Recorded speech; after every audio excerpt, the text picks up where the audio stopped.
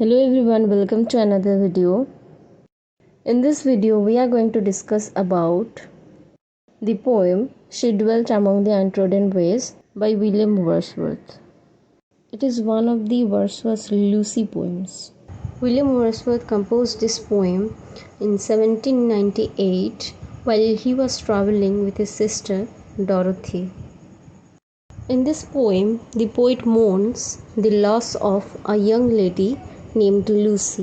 इस पोएम में लूसी की मरने का शोक मना रहे हैं पोएट, जिसका अनटाइमली डेथ हो गया है या फिर इमैच्योर एज में ही उनका डेथ हो गया है।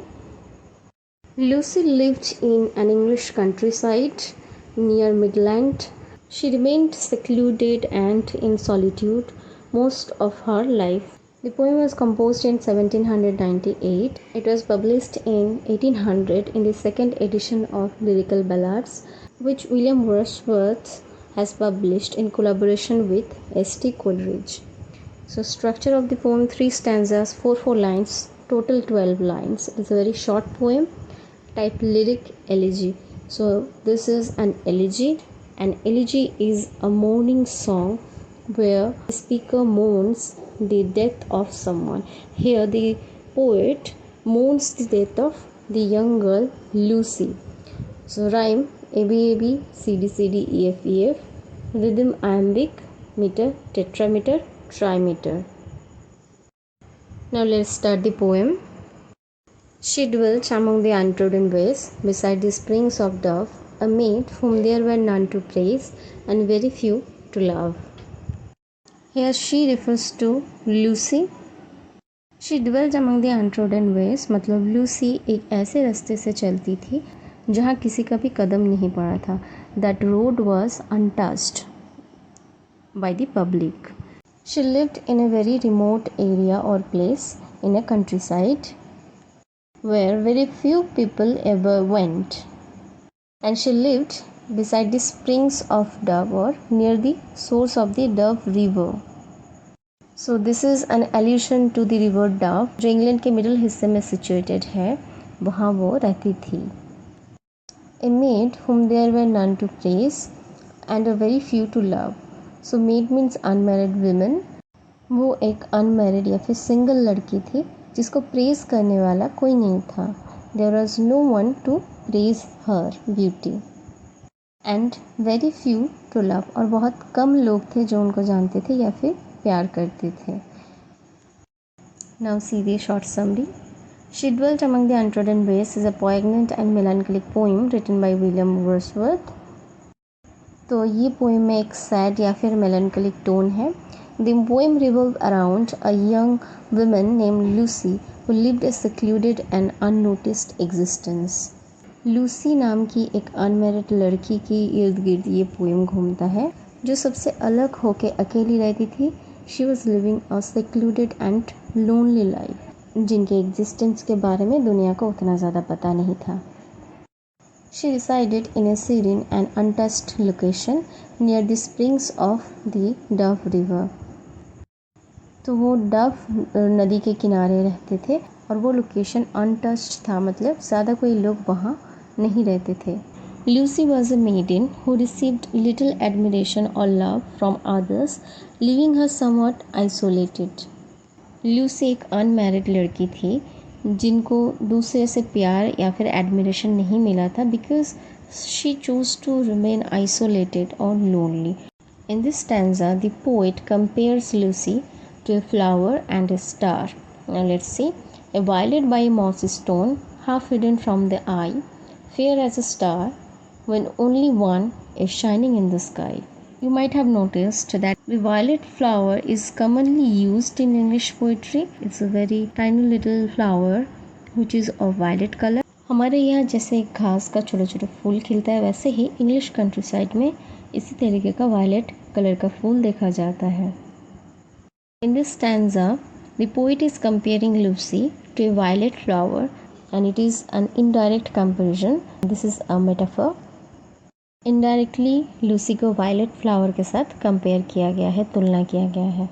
तो ये वायलेट का फूल जो है बड़े बड़े स्टोन के अंदर छुपे हुए होते हैं, मॉसी स्टोन, जिसमें ऑलरेडी मॉस जम गया है, उसके अंदर छोटे छोटे वायलेट कलर का फूल खिला है।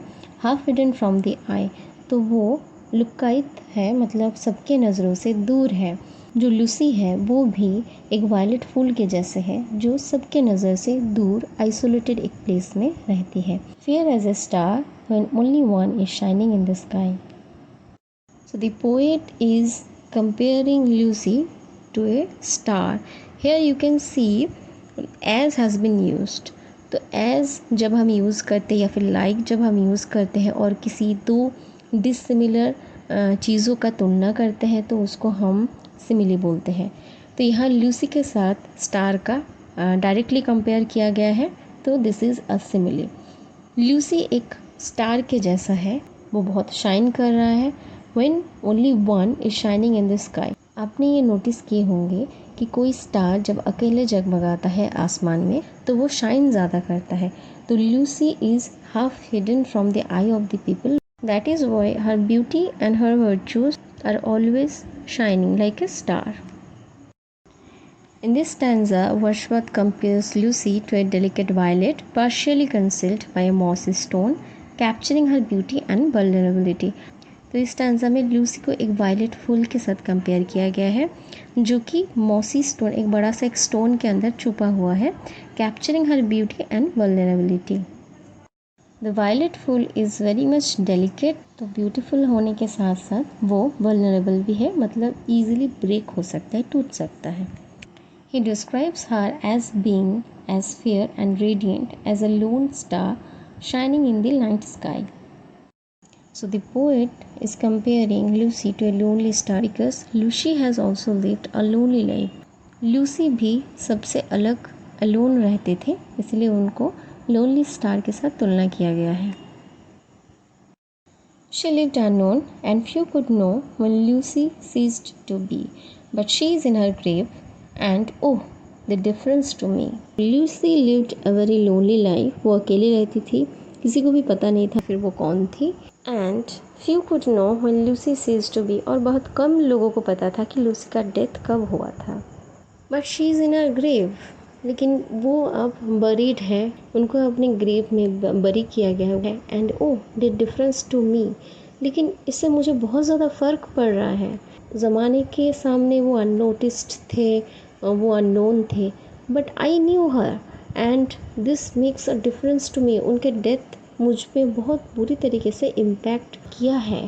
Now Lucy is dead, she is buried, but it is making an impact on me.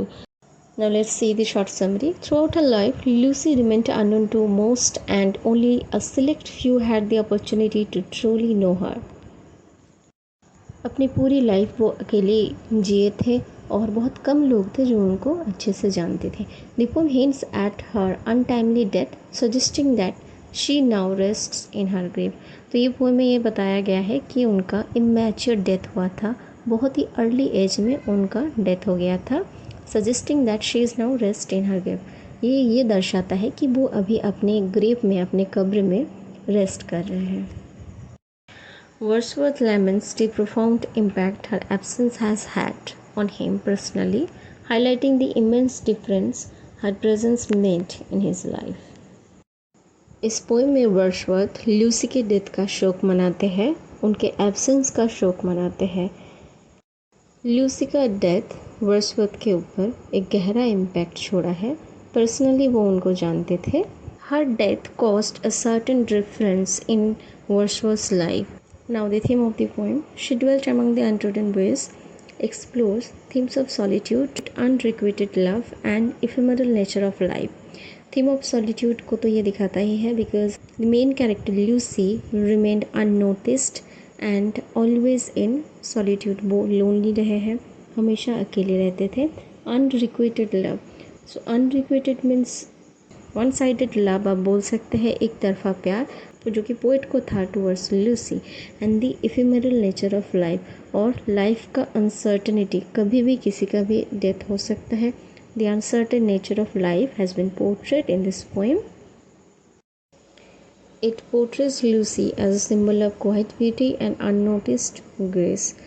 Lucy को इस पोएम में काम या फिर क्वाइट ब्यूटी जैसा रिप्रेजेंट किया गया है। उनका ग्रेस अननोटिस्ड था सबसे, emphasizing the profound impact that even seemingly insignificant individuals can have on others। और ये दर्शाया गया है, ये emphasize किया गया है, अनपॉपुलर लोग भी अपना इम्प्रेशन किसी किसी पे छोड़ सकते हैं, ये दिखाया गया है।